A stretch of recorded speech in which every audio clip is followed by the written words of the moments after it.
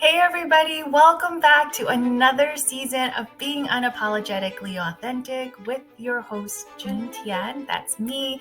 In this season, we are exploring the intersectionality of authenticity with an ethnic flair and success. I am so excited to be able to provide this platform to bring on the voices of Asian Americans, particularly Asian American females, so that they can share their stories of how they have overcome social and cultural conditioning, as well as their own personal stories in order to find their own success. This is a super powerful season. I cannot wait for you guys to hear their stories. I am breaking down cultural norms for you. Let's get started. Hey everybody, welcome back to season 2 of the Being Unapologetically Authentic podcast. And I am so excited to have a very special guest today, Sheena Yap Chan. I have that right? And so Sheena and I actually met in a Facebook group that's dedicated to Asian hustles, specifically those with either who are entrepreneurial or I guess they may have side hustles or something like that. And I loved everything that Sheena had pitched in terms of her new book, as well as she has her very own podcast called the Tao of Self-Confidence. So Sheena, thank you so much for joining me today.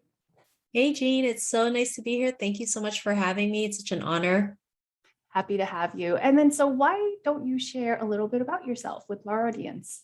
Yeah, for sure. So, everything really started with my podcast. So I have a podcast called the Tao of Self-Confidence, where I interview Asian women about their journey to self-confidence. And part of the reasons why I did that was because representation is very important for me, especially growing up in Toronto in the 90s. I never saw anybody that looked like me.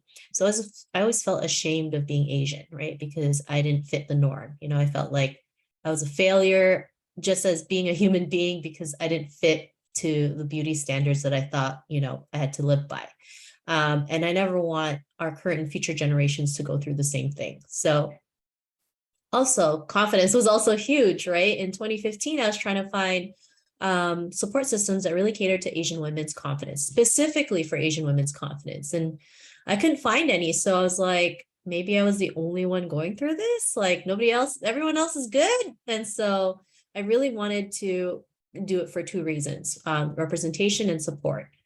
Since then, I've been able to interview over 700 Asian women on this topic from around the world, different backgrounds, different Asian ethnicities, because we all don't come from China. And I always want to create more visibility for our community, especially for Asian women, because we're constantly seen by our negative stereotypes, and I really want to dismantle that. So in February of last year, we launched a book called Asian Women Who Boss Up, which is part of a book series called Women Who Boss Up. Actually, we have another one coming out very soon, a second edition called Asian Women Trailblazers, which we are super excited. Amazing.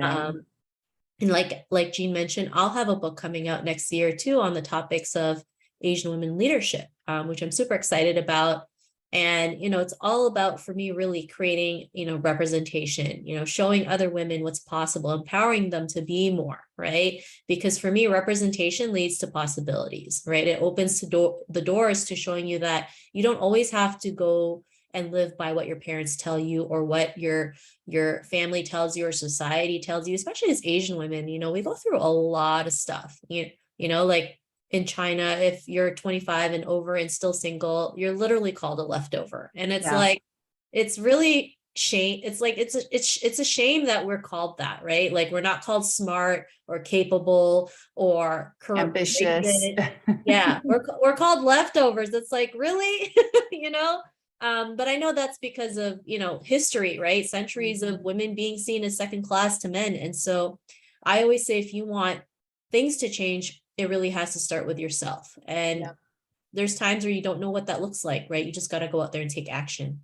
Yeah, there's so much that I want to just dive into with what you just said. So let's just kind of start with little bits and pieces. So, with regards to the confidence aspect, after interviewing over 700 women, what did you find to be an underlying theme to everybody's journey when they were looking for or finding their self-confidence?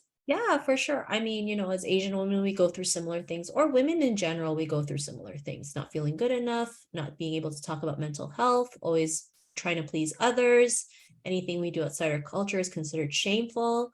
And so most women went through that. And, most women always had like a breaking point, right? There was just a breaking point where they're like, enough is enough. And they had to, change things around for the better, Yeah. right? So they found their own ways to build confidence, whether it was going through a self-development class, or going through entrepreneurship, or just even being able to take care of themselves. Everyone has a different way.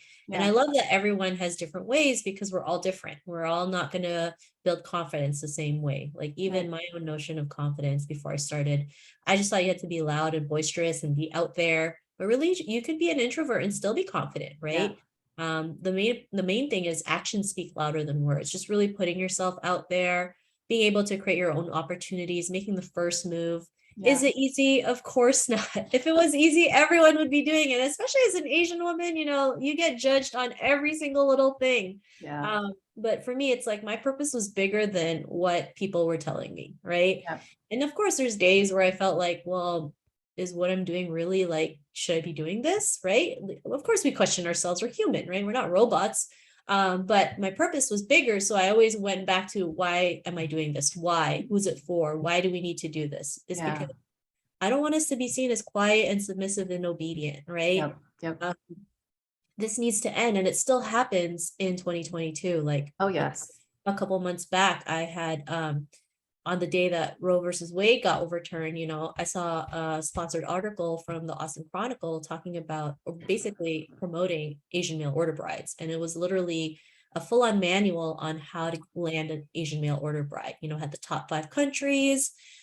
Each country had a profile, and it was just like degrading, right? Like, you're basically promoting human trafficking, right? And people don't understand what, not just Asian mail order brides, but just mail order brides in general, what they go through, being abused physically and mentally, being forced into sex slavery, being promised one thing, and when they get there, it's a totally different thing.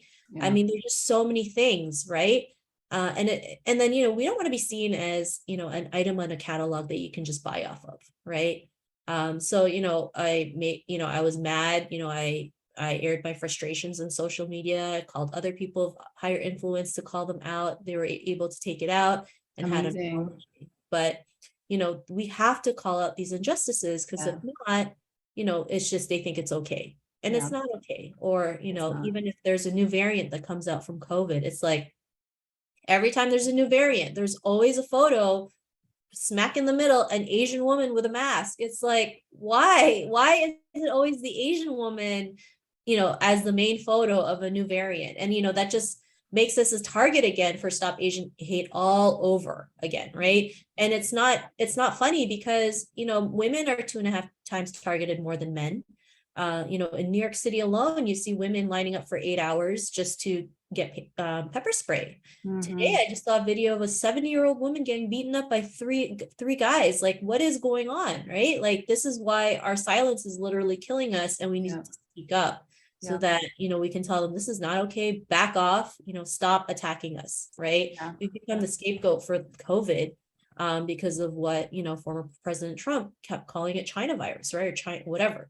But, we have to stand up for ourselves too. It really has to start with us, and show them that, we're more than just our negative stereotypes. And I love the fact that you mentioned all of these things in terms of representation, in terms of speaking up, and in terms of just not accepting, and kind of the damage that the stereotypes cause. Because I find that those 3 items kind of run deep in terms of our culture, right? And so in terms of representation, we've always seen our parents and and they've always seen their parents just put their head down and do the work, because that's what they were supposed to do. So whether you're from China, or wherever part of Asia you're from, we've been taught that hard work will overcome any of the obstacles that we face, right? And then we don't go and cause trouble. That's very much of a cultural thing. And then what happens then is that we aren't as outspoken as others, right? And as other minority groups are, or can be, with regards to the injustices that we suffer from. And so then nobody else is calling out these stereotypes. Nobody else is calling out these injustices. And so people continue to post the mail order brides. People continue to have these unconscious biases against Asians and Asian women, right? Because nobody's saying, hey, like that's not okay.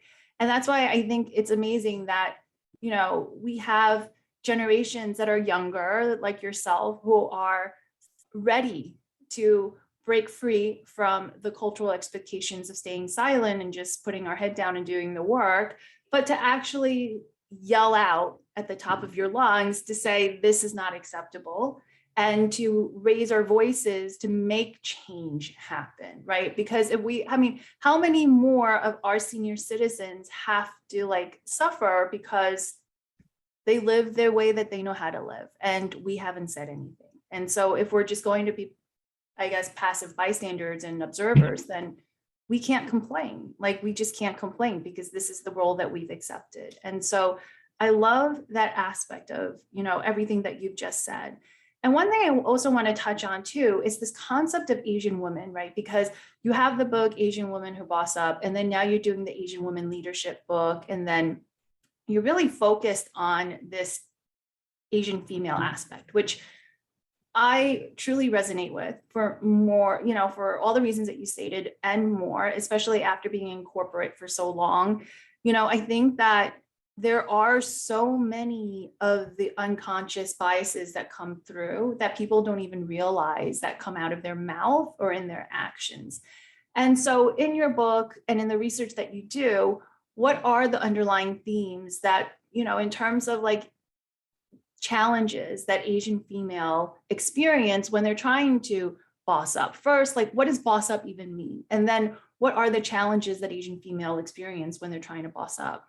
Yeah, I mean, the word boss up is really just, just transformation, being able to have the courage to go out there and do your thing, run your business, forge your own path, right? Especially as Asian women, we've been told all our lives to, do as you're told, never make any noise and stay in the background, right?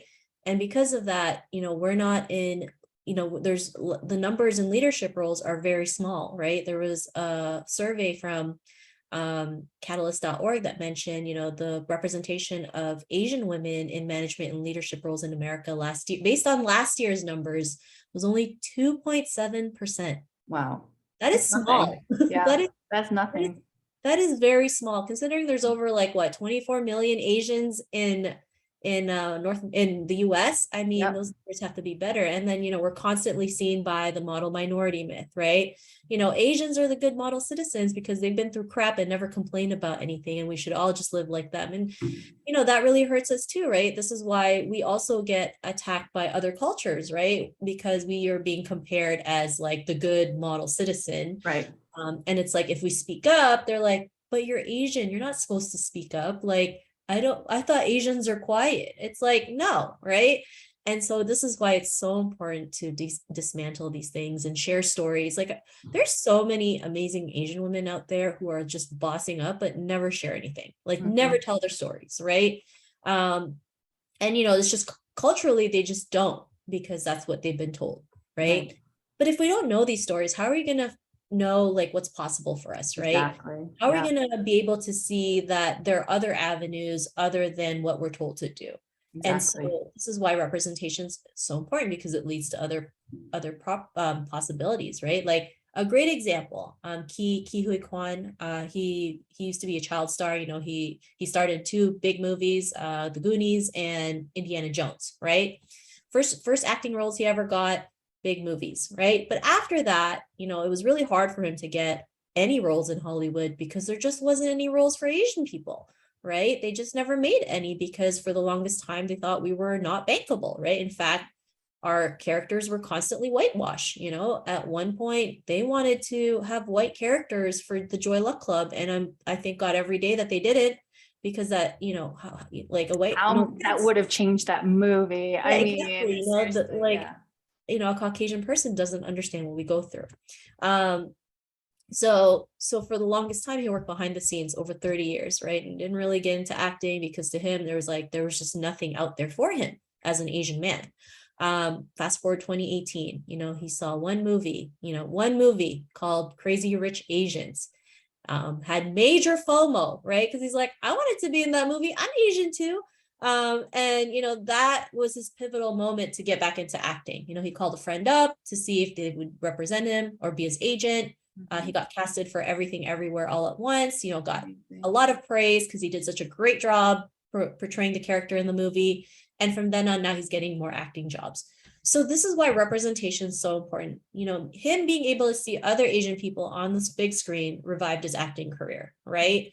And that is why, for me, representation is so important, because you just don't know, what people are capable of when they see someone else that looks like them forge that path, trailblaze that way, right? And it's never easy to be the first one, right? It's nerve-wracking. You don't know what's going to happen. And plus, when you come from an Asian background, it's like everyone judges your every single move, right? Yeah. And that's why it takes a lot of courage and confidence to keep moving forward. You also have a support system that will have your back when times are tough, and being able to be okay to ask for help, right? And I think that's where the confidence comes in. And it's so important to be able to, I think, be aware enough to understand where and what is holding you back, so that you can start to develop the confidence and start to release the stories that I think we've just been so used to growing up, right? A lot of what you just said in terms of cultural expectations, but also in terms of like what our family expects of us outside of culture. I mean, it's all blended in together, but it's also like what our family expects of us. And also like where our role is supposed to fit in from a female perspective, right? Like we're supposed to be a mom, and then being a good mom is very different, I think, from an Asian perspective versus a non-Asian perspective. And then, so, one of the things that I wanted to also ask you as well is that when you are looking at the concept of bossing up, at the concept of confidence, do you see a difference in terms of an Asian man versus an Asian woman in terms of their ability to be able to step forward and like really step into that, like that power that they hold? I mean, I guess for Asian men, it might be a little bit easier just because, our culture always favors men over girls, right? Mm-hmm. Like back in the day, if they had to choose between a male and a female to go to school, of course, they'll choose the male, right? I just feel like they have more support when it comes to different things, right? Of course, they still go through the same things we go through, right? The pressure to be perfect, being the golden boy and things like that. But when it comes support-wise, like, I think they have more support, right? If we were to share any of our problems or traumas, it's more like, well, you shouldn't talk about that because, it's going to tarnish the family name, right? Even though it wasn't our fault, we become the victim. I mean, we get blamed for it, and then we have to keep it inside us. And then whatever traumas we have, we pass it on to the next generation, right? We never talked about it, right? And this happens more often than we realize, right? Like, there's things my grandmother has gone through that she will take to the grave. Like, she will never tell me, right? And that's just because that's how they're brought up. But I do want to know what happened so that we can understand why, sometimes we don't know what a person's going through, but if they don't open up, we just assume different things, right? Yeah. We just think, well, maybe she's just bitter. No, we know there's a trauma there, but we need to unlock it. We need to figure out what that trauma is and how she can heal from it, right? Yeah. Especially with our elderly now, right? They've had so much traumas migrating to Canada and the US, and now they're really living their traumas all over again because they're getting attacked for senseless crimes, right? Because now they're pinpointed as, well, you're Asian, you must come from China, therefore you're the cause of COVID. To the point where even people in the Latin community are getting targeted because they look Asian, right? There was a report last year where a 70-year-old Mexican woman got beaten up in a bus because they mistaken her for Asian. So this is why it's so important to speak up, to talk, to educate people, to really, really talk about and bring diversity, right? Like, every time I see people say they're for diversity, it's like your actions don't match your words, and it's so annoying sometimes, right? Like, you go to an event, there's like 9 Caucasian ladies and like maybe 1 Black woman, and they call that diverse. And it's like, that's not how diversity works, right? No. Like, Canada and the US is a huge melting pot, a huge melting pot. So we should be able to, at least the bare minimum, have like an equal amount of diversity, and not just like check something off saying we're labeled as diversity because we have one person of color. Right. I mean, I've spoken to so many women who said they were the diversity hire to fill up their quota. And being diverse shouldn't be a quota you have to fill up. It should really be something that you really want to create in your company as a culture, right? Because the more diverse you are, the more people want to like stand by you and buy your products. Like, people don't understand, like, diversity also leads to like you making more money, making more profits. It's like a win-win situation. But like, I don't know, it's just like sometimes I see things on social media and I'm just like, why is this still happening? So I don't want to go on a tangent, because I could talk about this all day. I know, trust me, so can I. So you have taken this untraditional route in terms of your career and becoming an activist in the podcast that you do and the books that you're writing. So was there a pivotal moment in your life that you said, you know what, enough is enough? This is what I'm going to do. Forget the traditional route. And, how did your family respond to you going out there and doing something not corporate, not professional, not being a doctor, not being a lawyer, whatever else, we're supposed to be? Yeah, for sure. I mean, that's a great question. I mean, everything really happened when my aunt passed away about 11 years ago. Okay. Well, 10 years, wait, no, 10 years ago. 10 years ago. And it was just like, it just happened, out of nowhere. And it just made me realize how short life is, right? And I just didn't want to, live the rest of my life going into work Monday to Friday, working from 9 to 5, and then like seeing myself doing that till I was like 60 or 65. Not that there's anything wrong. If you love your job, that's great. That's amazing, right? Because there are people who love their job, and there should be no shame in that. But if you hate your job, then that's another problem, right? Like, I did like my job, but at the same time, I knew I was underappreciated. I was being, I was being like targeted for like every little mistake I made. And then because I'm a woman, they didn't take me seriously. So I knew something had to change. And that was like the moment I started thinking about different things. Of course, when I started to go out there and do my own thing, my parents were not happy. They were livid. They were like, you're already successful. Why would you do that?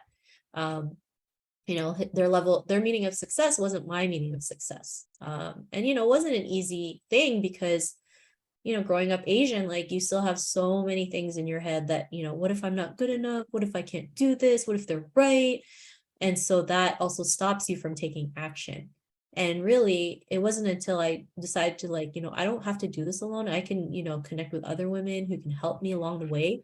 And being able to ask for help was really where I was able to, really make moves, right? Because now there's someone out there who's also like, we have the same like frustrations, right? Being able to talk about it makes it feel better.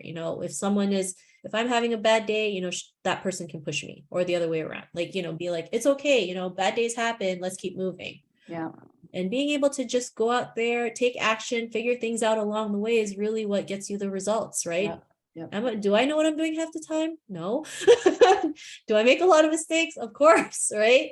But I also get results, right? Sometimes your greatest mistakes could be your greatest opportunity. Absolutely. And, instead of overthinking it, just do it. What's the worst that can happen, right? Like, they either say no or they ghost you, right? And I know rejection is like the biggest like thing, as Asian women, we don't want to hear, but no doesn't always mean no forever. It's just not right now, or maybe it's a blessing in disguise, right? Yeah. No, it's just another opportunity, right? It's like, okay, if this person doesn't want it, then we just move on to the next one, and you move on to the next one until, you find that person, or you find, the next opportunity, right?